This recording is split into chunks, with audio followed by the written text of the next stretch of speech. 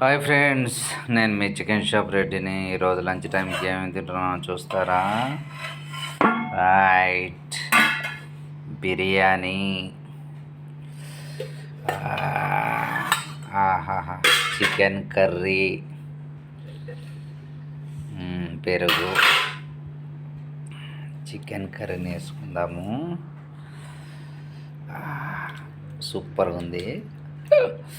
ఆహాహాహా, నోరు ఊరుతూ ఉంది. దాన్ని మంచి స్పైసీగా తయారు చేసాను. ఎలా ఉందో టేస్ట్ చూసి చెప్తా.